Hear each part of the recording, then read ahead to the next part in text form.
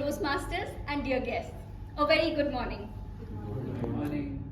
A few months back, when I started planning for this speech, I zeroed in on gratitude as the theme. And being the eternal optimist that I am, I wanted to talk about gratitude rituals that are known to bring in physiological and psychological health benefits. I even had research to back up all the findings that I would present in front of you. But before I go further, I have a question for you. How many of you believe in the magical power of attracting the right things by focusing on the positive so that you can manifest what you want? Anyone? Anyone here who believes that focusing on the good can attract the great? Yes. Oh, wow. So some believe something it happens, not always, but at times, but some maybe not. Yeah. It's a brilliant concept, right? And empirically proven that it's actually the truth. However, the challenge is, what do you do when your life's realities, ground realities around you, are painting a completely different picture? When you are amidst the spiral of adversities, how do you still force yourself to think about the good around you? The nervous contemplation, the incessant fears, the anxieties, they tend to get the better of us. Ironically, I found myself in a similar situation when I started drafting my speech, and the speech on gratitude. It was just difficult to convince myself to talk about or think about the good things. Because there was incessant chatter around depleting water levels, the rising mercury, and the eerie sense of uncertainty around the job market. It was hard to write a speech focusing on gratitude at that point. I was deeply saddened by how things had transpired in the city. And I wondered, where are we headed? As a city, as humanity, and as a society at large. Going back down the memory lane, when I first landed in the city more than 10 years back, a hopeful college graduate excited to start her career, was this the dream I had dreamt of? Probably not. Think about it. Ours is probably one of the very few cities in the country where residents are left with no option but to pay heavily through their pockets for accommodation in sprawling societies that cannot promise life's basic necessities. Life's elixir being one, water.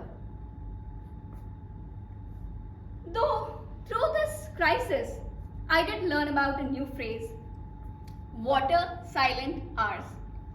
It's basically the time when water supply is deliberately cut off to be able to save it and curtail its usage to some extent.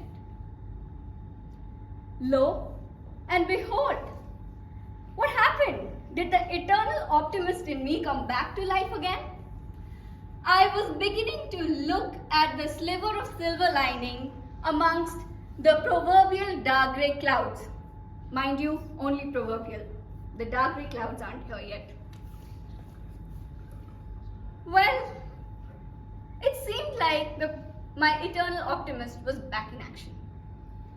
The key question, though, is, folks, how do you ensure that the motivation, optimism, and the sense of gratitude continues to stick around in our daily lives? What is it that drives it? What is it that ensures that despite the vagaries of our daily lives, we still wake up every morning to think about the good, to be optimistic about the day, and look forward to things in life?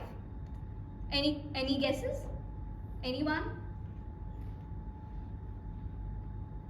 Well, it's your environment. It turns out it depends largely upon the company you keep, the things you read, and your social media feed. Lately, our news and social media feeds have been hijacked by one such family, wherein that is basically known for its opulent, grand celebrations. And this time for the youngest son Anand's pre-wedding celebration.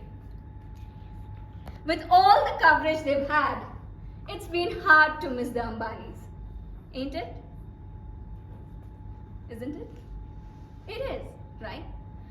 But more than the event itself, for me personally, I was absolutely enchanted by Anand's focus and passion for nature and his belief in making his dream a reality through Vantara.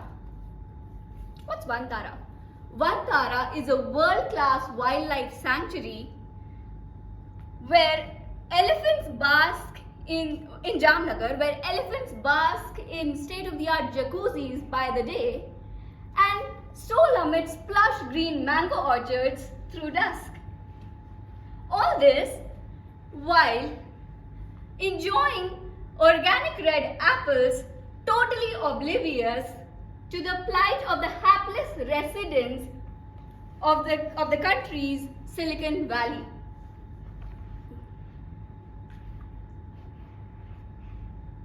I couldn't help but draw the contrast between the two worlds.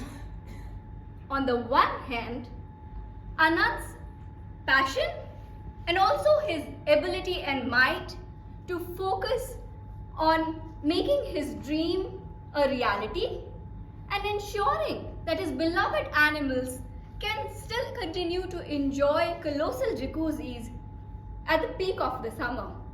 While on the other hand, Bengaluru's plight to work their schedules around the fateful water silent hours.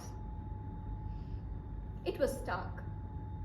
And just then, I realized how Dhirubhai Ambani, the person who was a school dropout at 16 and started out as a clerk, how his ambition and his ability to dream a dream and make his ambition a reality has made all the difference in the life of the trajectory that his future generations take. That one man's grit and perseverance has made all the difference to how Ambanis live their dreams today. And the question that I want to leave with, the question that I want you to ponder upon is, will you focus your energies on your adversities, on your anxieties and fears? Or will you try to focus on your ambitions and dreams? The same ambitions and dreams that have the capability to catapult the trajectory of your future generations with the same grace and pragmatism and magnetism that you see gracing the Ambanis today. Thank you.